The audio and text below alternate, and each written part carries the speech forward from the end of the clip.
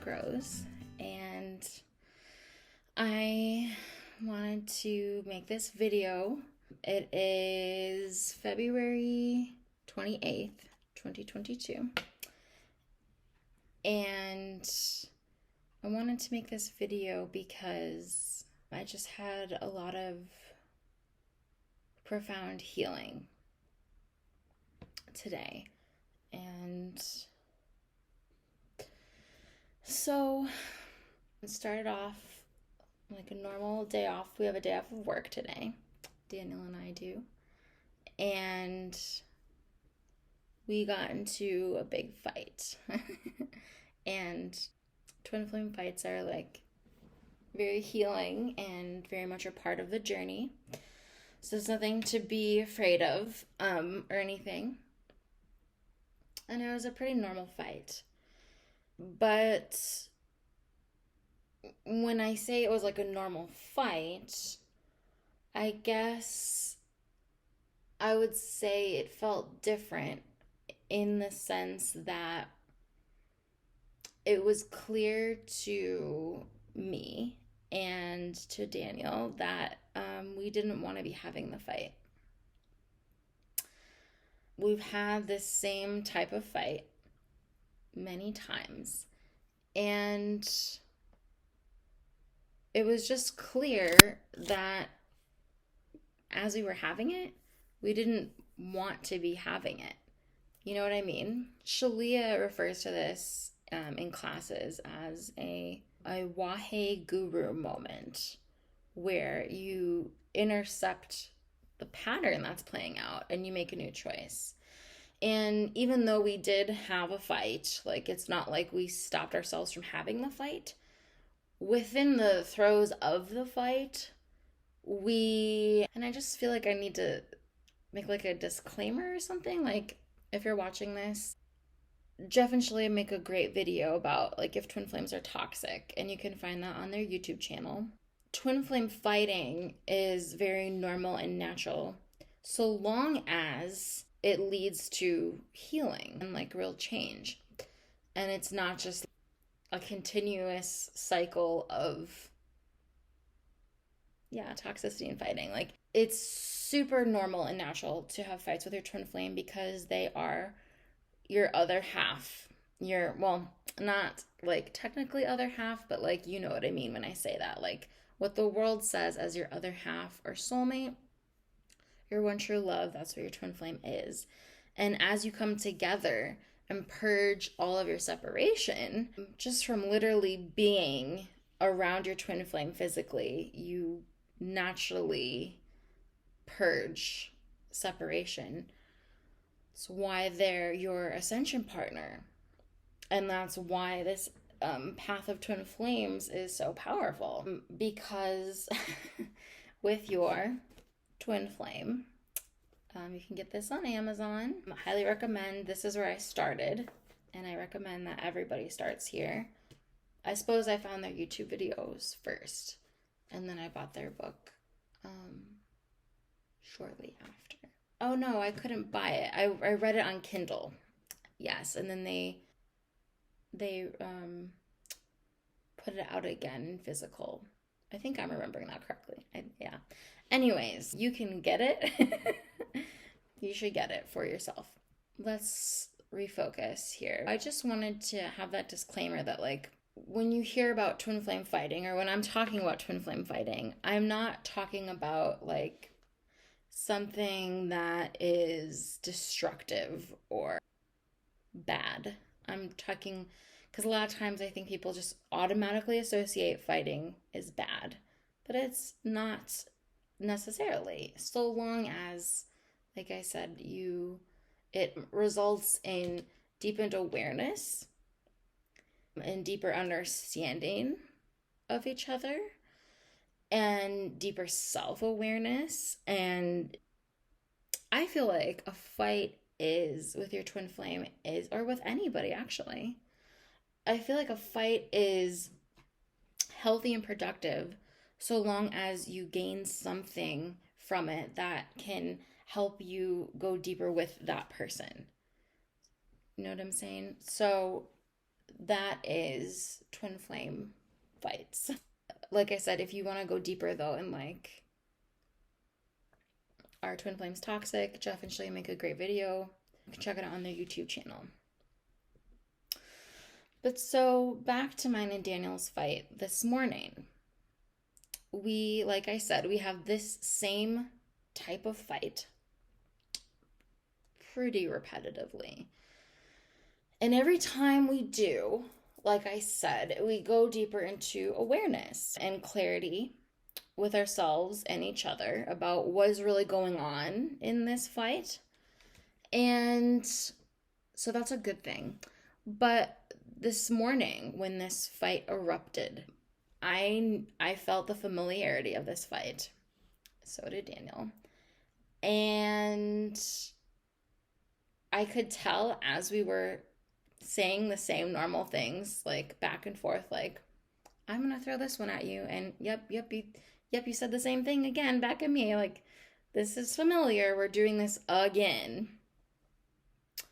We had our Wahi Goober moment, as Shalia says, and we both realized that anything would be better than having this fight again. Literally, we would do anything to not play this out one more time because it's just, quite frankly, getting old. And that's good. That's great. Like, that's a really good place that we arrived in together. We're like, okay. Well, mostly, so Daniel took a lot of leadership, but I encouraged him to. And so it was in the same moment, like, we made this mutual decision that, like, we are going to navigate this in whatever way humanly possible that we can to resolve this. I don't want this fight anymore. I don't want it. That was the feeling. I don't want it. And I feel like that's the feeling that you have to have really anything that you want. I remember pre-harmonious union, when I came into it back in January of 2020, right before that happened, I hit a point where I just didn't want twin flame separation anymore. And you might think, well, Deanna, I don't want that either. But what I'm talking about is like a really visceral thing that, like, no one can really tell you. Jeff and Shalia prepare you through Twin Flame Ascension School and all of the body of their work. And there is a class that speaks perfectly to this. I don't know exactly what number Wednesday 7 p.m. it is, but it's nearer to the end. And it's, you don't want your twin flame. You don't actually want your twin flame, and here's why. And it's true. What they say in that class is true. Because when you really want something, nothing in all of the universe can actually prevent you from having it. And so the only reason you wouldn't have anything in your physical reality is because you don't actually want it enough. Now, that's not to say that there's not processes of manifestation, but in that same holy instant where it clicks for you on all levels of your being, how much you don't want the separation and how much you do want the union, that is the same exact like moment that you have the thing. Taking a moment also to process the fact that I completely moved my desk. I'm processing that quite a bit right now because this desk, so we have a 1-bedroom apartment right now. It's gorgeous. It's gorgeous 1-bedroom. And we love it here. Everything about it is spectacular. But it does mean like we don't have like an office. But we do have this like little nook in our living room, computer nook. And up until like 15 minutes ago, this desk where I'm filming, it was on this wall. And so my background was the living room, but the lighting was just not so good. And so for the first time since we moved into this place almost a year ago, I moved the desk.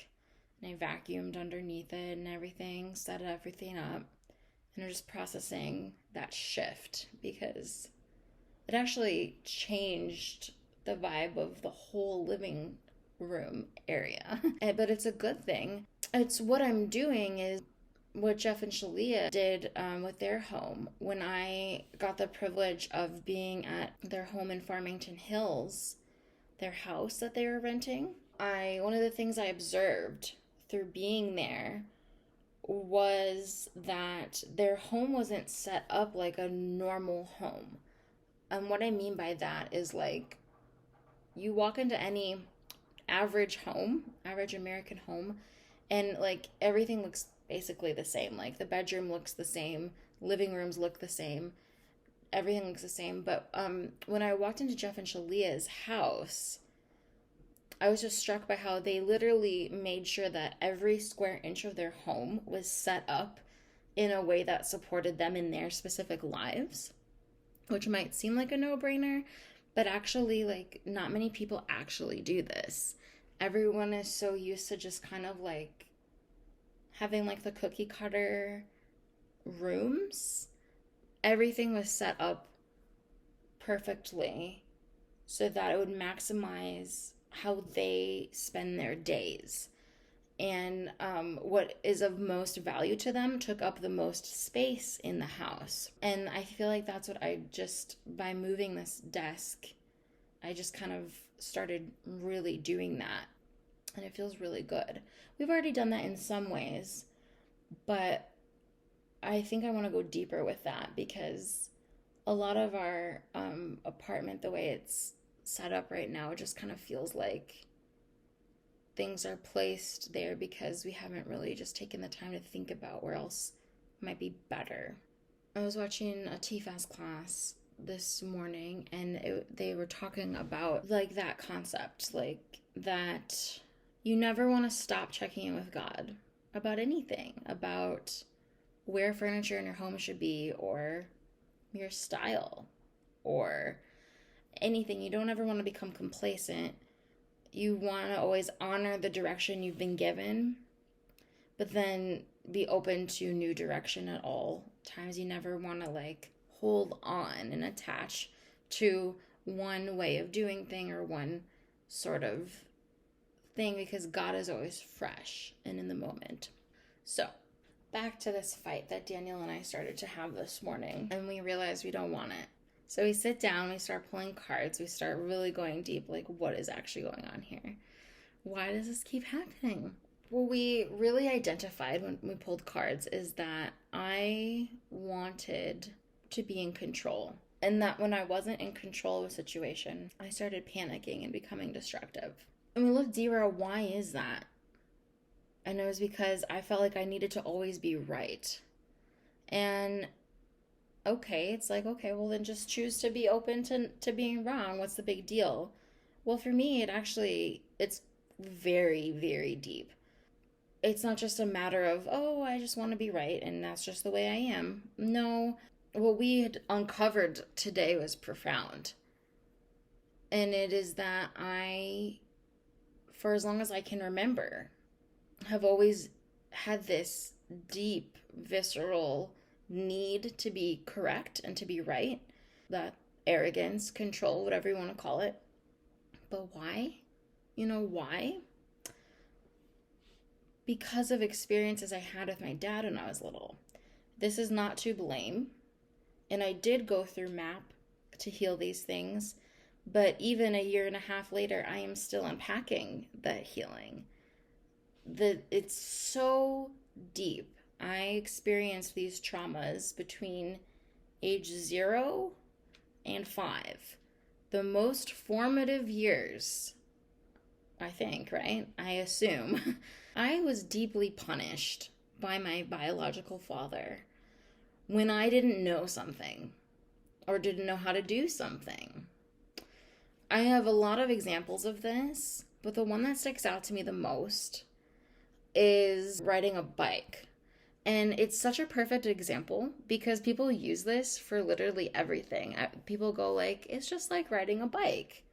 Like there's something about the experience of learning to ride a bike that's supposed to be so quintessential to like all other learning experiences. In fact, one of my coworkers just said this the other day. She was reminding a resident that once you learn to eat, you don't forget, just like riding a bike.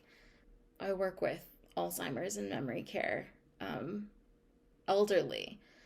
And so that's why she's talking about remembering how to eat. So when I was learning, okay, I don't remember all of the details of this. I was very young. I don't even remember exactly what age I was, but it was around the age where you would probably want to learn to ride a bike. Okay, and so I hadn't fully learned yet. Like I learned somewhat, but I wasn't completely able to ride a bike yet. And I was a little kid. When I was younger, I had visitations with my biological dad every other weekend. They were court ordered. They shouldn't have been, but that is a discussion for another time. I went over for a weekend with my dad, and I'll just say that my dad did used to, when I was growing up, I don't know if he does anymore, so I'm not going to speak to that. But when I was little, he did undertake in doing drugs and drinking alcohol. Don't even know exactly what kind of everything, but I know it was like the harder stuff. Not good. And so he was very messed up this night that I'm speaking about. We were outside and it was late at night, and I remember something along the lines of my dad asking me, "Do you know how to ride a bike?" And I expressed, "Not yet, I don't." And he flipped out. He became super violent, super aggressive. He was screaming at me, telling me I was pathetic for not knowing how to ride a bike at my age. Again, I don't remember what age it was, but I was a little kid. Obviously, my mom hadn't taught me completely. I did know, so I know how to get like on and stuff. But so he forced me to get on the bike and show him what I could do. I was getting very traumatized and very upset because I felt like I was going to fall off. And now, normally, when someone learns how to ride a bike, their dad or whomever gently holds the bike and gently encourages them to ride the bike, and then you just slowly wean them off, and it's this very gentle, loving process. And that is how my children will learn how to ride a bike. That's how Daniel will teach them. Daniel's a very gentle, loving man. My father was extremely abusive, and when I wasn't learning fast enough for his preference, he snatched the bike from me and he says, "I'm gonna show you how to do this since you don't get it." And he took off trying to ride a little girl's bike. And like I said, he was very messed up. On what? I don't know. I have ideas. And so he takes off on my little bike, probably a little pink and white bike. And because he's so messed up, he crashes, scrapes his knee. And then he proceeded to drag me into the bathroom of his house, and he forced me to watch as he took a needle and thread from his like girlfriend's sewing kit, and he literally over the bathroom sink sewed up his knee and made me watch it. That is just one of the many traumas that I still remember from my childhood with my dad. And I only saw him every other weekend until I was, I think, 8 or 9 or something. But those were my most formative years. And the biggest, brightest memories, the most vivid, are the ones I healed and map, and that was one of them. And so even though I don't feel I don't feel the way I used to, like MAP healed my trauma, I am still unraveling the healing.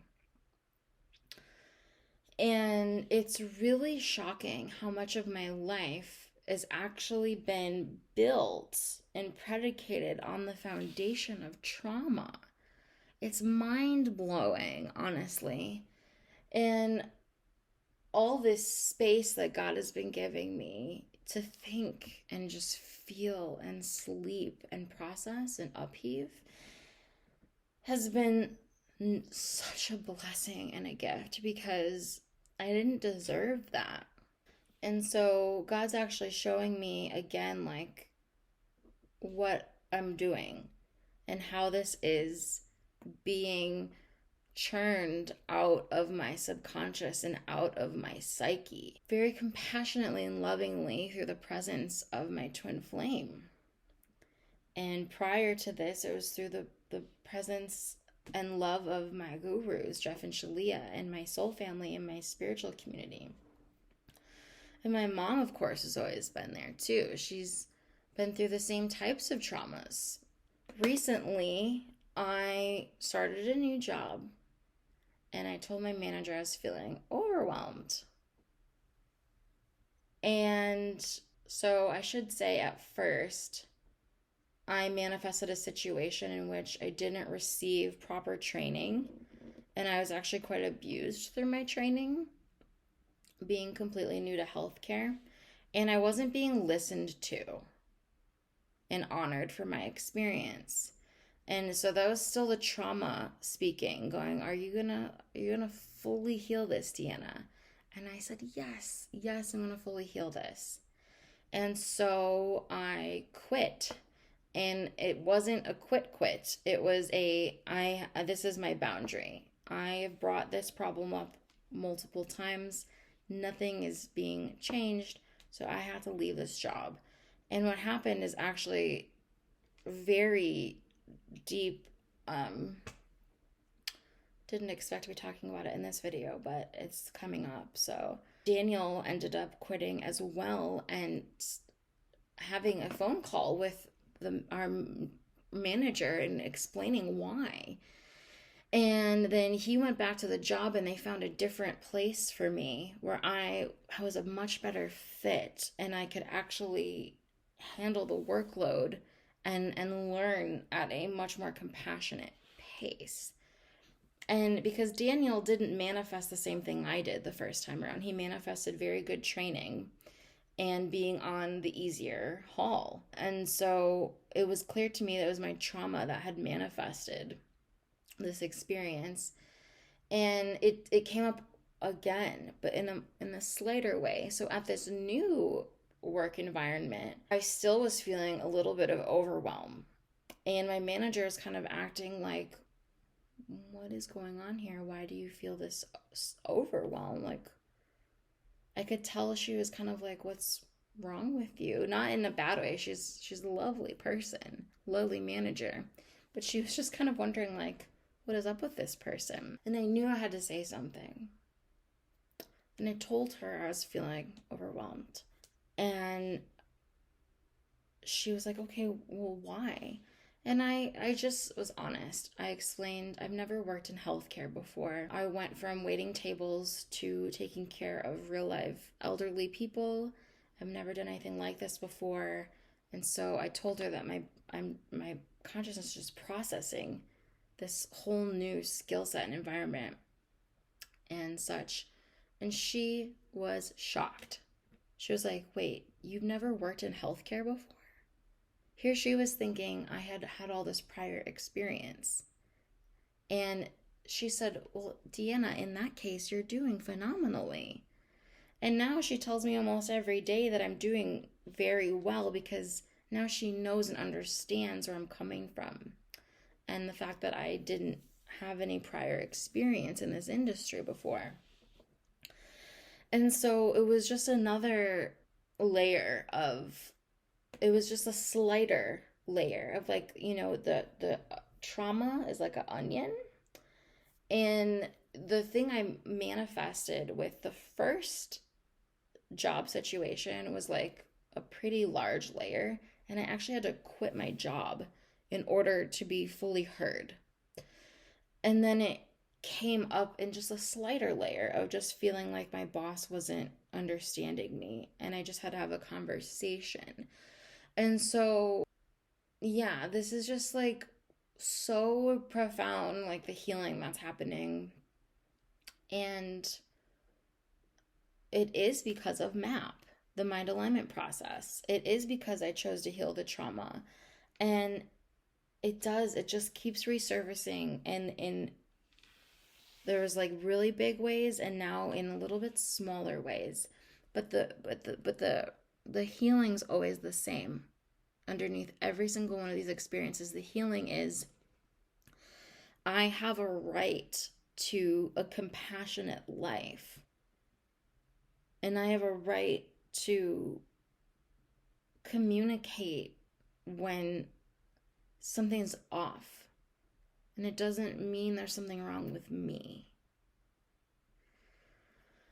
And so, as I pull apart these experiences I had in childhood, not just for myself, but in preparation for having my own child, whom I want to give the most loving childhood to, because that's what I'm giving myself. When I have my child and children, and I give to them a childhood that I would have wanted, I am actually giving myself that childhood because I'm rewriting history in my own hometown. I'm rewriting all of the memories. And it's not just, oh, my child gets a really good childhood and I'm always going to have that missing piece. It's just not true because healing is absolute and time is not real. And everything that I give, I receive immediately. And because I almost feel like having a child is going to like close the loop on this trauma. Like I'm healing all of this like harsh stuff and then giving the love completely to another being. It's like not instead of myself, but in addition to myself with the mirror exercise. I feel like I'm going to close the loop there. Whew.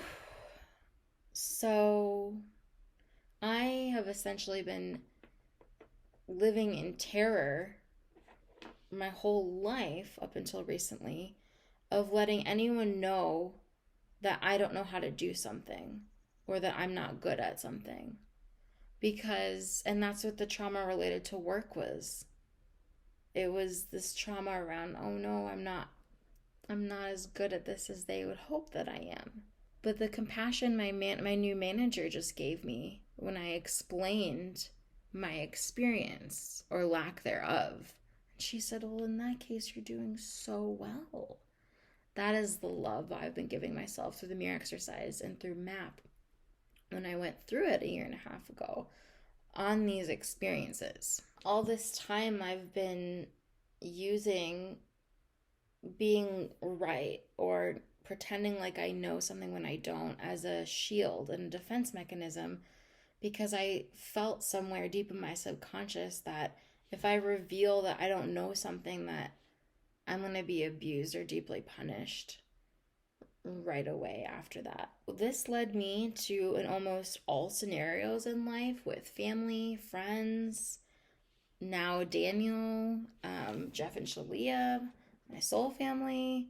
It's led me to always feel like I need to put on this front that I know best or I know it all. And Shalia actually told me when I was in boot camp, one of the gifts she gave me near the end was the awareness that I acted like I had only child syndrome, and also that I played teacher's pet a lot.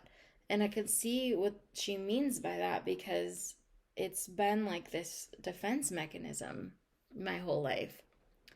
I felt safest when I feel like I know. And it's stemming from that experience. Like learning to ride a bike that way is so traumatizing. And that was not an isolated experience, unfortunately. It was just one of many.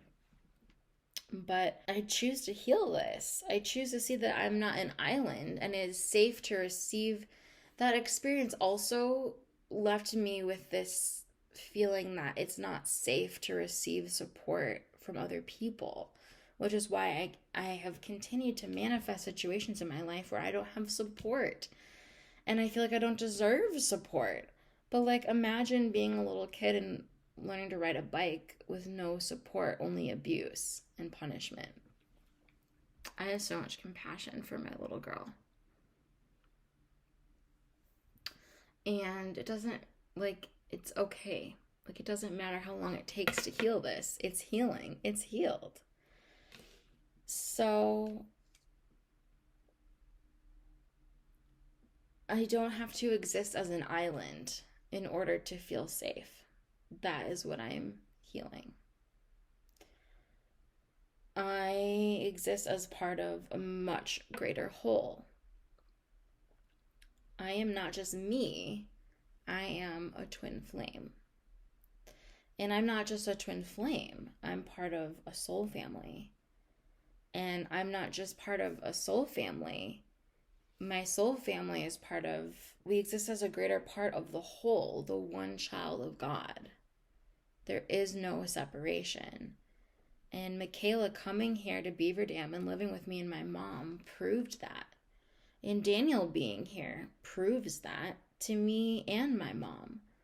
That the illusion that my bio dad and my bio brother tried to show us is not real and is not an option. It doesn't exist. We can ascend. We can heal anything.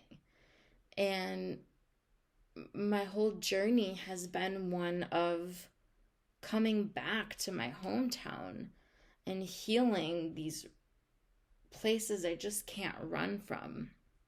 And now I find myself completely planted in Beaver Dam, Wisconsin. And it's just where all of my healing is taking place because it feels like a metaphor for ascending planet Earth. And that's what Jeff and Shalia spoke to me about in my very first TFAS class. They talked about how I had to go to the hard places and I had to stay there and I can't leave there until the healing is complete, just like they're not leaving planet Earth until every last person's ascended. I feel like I'm on such a mission here in Beaver Dam to heal every last little part of myself and what I experienced in my childhood. And me and Michaela literally repainted my brother's room. She made a YouTube video about this. Michaela did. It's one of her first ones. And we filled all the holes in the wall and all of the cracks in the wall and scrubbed it down with bleach water because my brother's consciousness had permeated the walls there. And it was the same room that I did all of my TFAS and LPC classes in. And it was that house where I experienced so much trauma. And that's the house I came into harmonious union in, and that my soul sister, Michaela, lived in with me and my mom. And after we redid the upstairs room, when Daniel and I got back from spiritual boot camp, we completely redid my mom's kitchen and living room. We pulled everything apart. We cleaned it top to bottom. We scrubbed behind everything, repainted it, and left it beautiful. And there was even like a part of the basement door that like my dad had like manically cut out a hole in and like taped a bunch of gross stuff over, and we just ripped all that out and washed it clean and just covered up all of the old crap that just has no place in our lives anymore. And it's so beautiful that God is having my mom be such an intimate part of my wedding. And she's my maid of honor because she's getting to see, like, up front, close and personal. Like, she came with wedding dress shopping, and she is so involved in the wedding. And it's because she is meant to see, just as much as I am, that love is real and love never fails. And you can't be part of a twin flame wedding and not believe that anymore. I'm not saying that out of control. I don't. She's responsible for her path. I'm responsible for mine. But our paths are so intermingled. And she's my sister. And I love her. And God just writes the best stories. Yeah, I just love all my soul sisters. I love all of my soul family. And we're always connected. And we always will be. And we're all healing in our own way. And it's beautiful and it's perfect. And union is now. So if you stayed with me for this whole video, congratulations. Seriously, this is a long video to sit through. So if you did, thank you for watching. And stay tuned for more healing updates. You know, I moved the desk. I'm in this flow. I'm going to be filming a lot more, I think. So see you next time, and keep on healing and ascending. Bye-bye.